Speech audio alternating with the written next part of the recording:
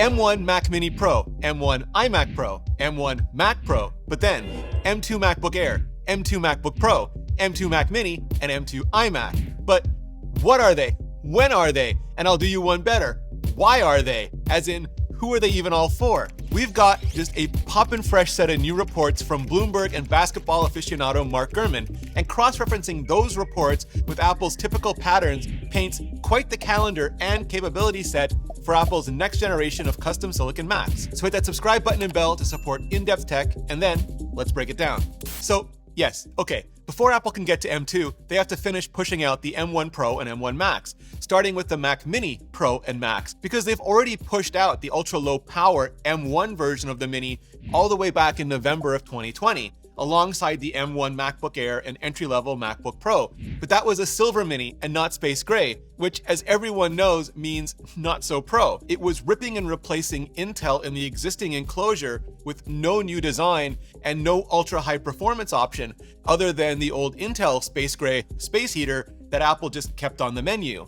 Now, this new Pro Mini is rumored to be replacing just exactly that, possibly as soon as Apple's widely anticipated spring event, but with a smaller, sleeker new enclosure, and not just M1, but M1 Pro and M1 Max. They're still based on Apple's A14 Bionic architecture, like M1 is, but instead of 4 Ice Storm efficiency and 4 Firestorm performance cores, and instead of 8 G13 graphics cores, they'll have 2 E cores, up to 8 P cores, and up to 32 GPUs. And not just dedicated H.264 and H.265 rendering engines, but with ProRes media engines as well. Also with up to 64 gigabytes of unified memory, along with ridiculous, just yes, I'll say it, redonkulous levels of bandwidth to keep it all fed. And instead of 2 USB and 2 Thunderbolt controllers, they'll have 3 of each of those as well, which just means way more ports, all the ports. In other words, just phenomenal new silicon power in an itty-bitty new enclosure space. And where the original M1 Mac Mini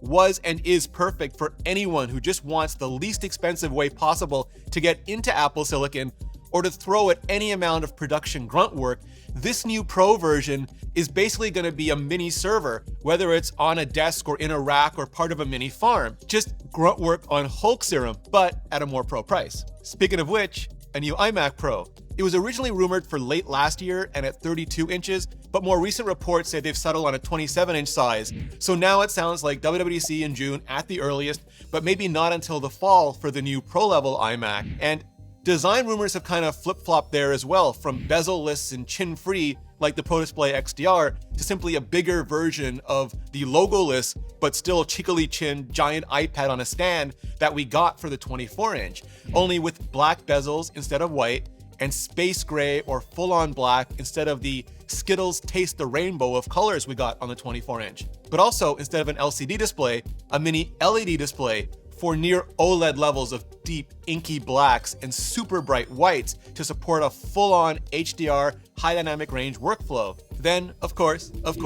same M1 Pro and M1 Max silicon options with all the higher core counts and ProRes engines, though even maxing the Mac to the current Mac Max with the Max, why do you do this, Apple, would only get us to 64 gigabytes of RAM, and the old Intel iMac Pro went all the way to 256 gigabytes, which might just be why there have also been rumors about a higher binned M1 Max or even a dual die M1 Max implementation for just the tippity top end of the product line. And where the M1 Mac was designed really for the home or front of house for students, families, and entry-level coders or creatives, the M1 iMac Pro and Max will be for people who don't care about portability but want even beyond MacBook Pro type power with just a ginormous display, a huge production canvas all in one right in. Because otherwise, they would go for the M1 Mac Pro, which is currently rumored to be something between a classic G4 Cube and the 2019 Mac Pro rebirth of the cheese grater, with all those hot, heavy Intel Xeon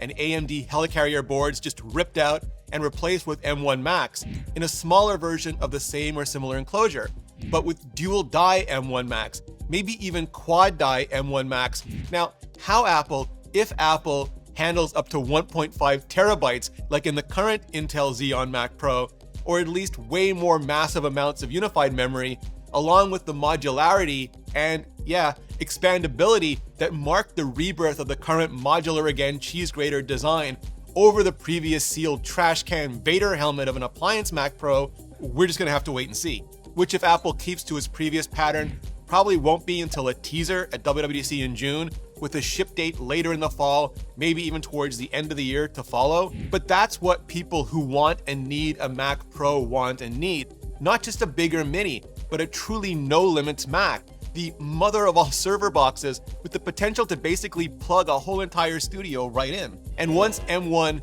M1 Pro, and M1 Max, and the dual and quad die implementations of Macs, and all the work and fabric that those entail are all good and properly rolled out, like by the fall of 2022, well, that's when the next wave can start, with M2 and the redesigned MacBook Air, or just plain MacBook if Apple decides it's time to get back to those basics, probably around October of this year, if it doesn't fall over, just get pushed over into the next. And where the M1 MacBook Air stuck to the same 2018 era design as the old anemic Intel model, the M2 is reportedly getting a newer, flatter, sleeker redesign as well, maybe with white bezels and a rainbow of colors, not just like the M1 iMac, but like the OG iBooks, and maybe even a notch, as well as a mini LED display as Apple just continues to push that tech not only across the line, but now down the line as well, even though that will almost certainly mean a higher price tag to match, which has kind of been true of every new MacBook Air and MacBook relaunch in the last decade and a bit anyway, which is why it's meant less for entry-level students and compute casuals, and more for higher-end premium travelers and ultrabook flexers, with the M1 version sticking around to keep that $999 price point warm, at least for now. Same with the entry-level M1 MacBook Pro, which kept the old body when it got its new brain, all 2 ports and touch bar of it. But the M2 is rumored to be getting the same or similar redesign as the recent M1 MacBook Pro and Max, although not with anywhere nearly the performance all of those cores in the Pro and Max provide, and probably not with all the same amount of ports either, because just like M1 was built on A14 Bionic from the iPhone 12, M2 will probably be built on the A15 Bionic from the iPhone 13, which means higher performance Blizzard efficiency cores, higher efficiency Avalanche performance cores, and way more powerful A14 graphics cores, more numerous as well, because just like the iPhone 13 Pro got a 5th GPU, M2 is reportedly getting up to 10 GPUs. Also, potentially the basic ProRes engine from the A15 as well, which would be fan-frickin-tastic for creatives who want ProRes without the full Pro price. Now, yes, if M2 hits in October or later, it's also quite possible, it's entirely possible, it could be built on Apple's upcoming A16 Bionic platform, the one for the upcoming iPhone 14 instead, which should be getting a process shrink from 5nm to 4 or 3nm, maybe with some improved matrix multipliers for the machine learning accelerators, and the same type of generational E-core, P-core, and GPU core improvements that we've seen from Apple before. But either way, anyway, it all comes down to more power at less power consumption, especially in this case for people who want or need something more than a MacBook or MacBook Air, including an active cooling system that can do things like sustain heavy load for longer than 20-odd minutes,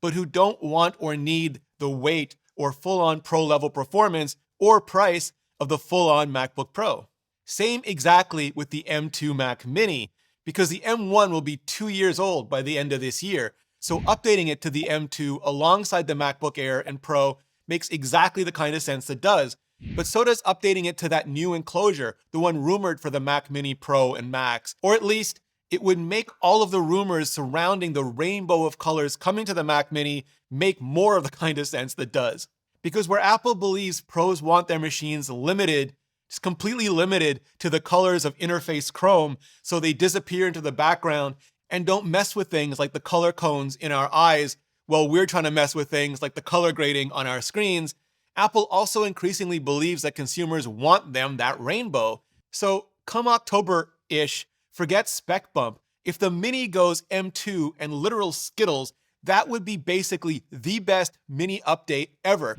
for exactly that lowest price entry-level consumer Mac Mini market. Unlike the M2 iMac, which may well be the very first pure Apple Silicon spec bump ever, since it was the very first pure Apple Silicon redesign ever back in April of 2021. So all Apple really has to do there is refresh the chipset inside, and Sure, maybe the color palette on the outside, the way they've been doing with consumer-end iPhones for the last few years already. And maybe mini LED, which might just come down to how much mini LED prices have come down by then, since right now they seem to be adding about $100 to the bill, which isn't as easy to absorb on the entry-level price points. See the 11-inch iPad Pro from last April. But all the optimistic buts should be going mini LED and M2 around the exact same October timeframe this year. So yes, a nerd can dream, which is also when Apple will begin the next phase with M2 or M3 Pro and Max, and maybe scaling the Mac Pro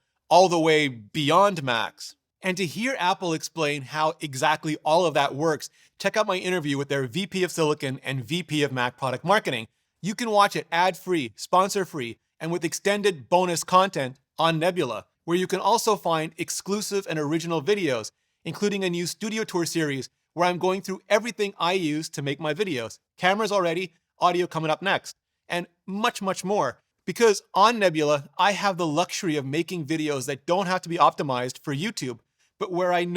just know the nerdiest, most hardcore of you will absolutely love them. All ad-free, sponsor-free, on Nebula, and bundled in for free when you sign up with today's sponsor at curiositystream.com/Rene Ritchie or click the link below. And right now, today, because you're watching this video, you can get CuriosityStream on sale for 26% off, less than $15 a year, less than the price of your average USB-C dongle for the whole entire year. And that includes their thousands of amazing documentaries and series like Dream the Future, Entertainment, narrated by Sigourney Weaver and focusing on virtual reality headsets, which are reaching the masses and can already let people dive into spectacular new worlds. Like From Our Couches, we can now float through space, fly over New York, or zip along roller coasters. But what will it be like in the future? It is the best way to support educational creators directly, and just the best damn deal in streaming today. For over 26% off CuriosityStream, less than $15 a year, and Nebula bundled in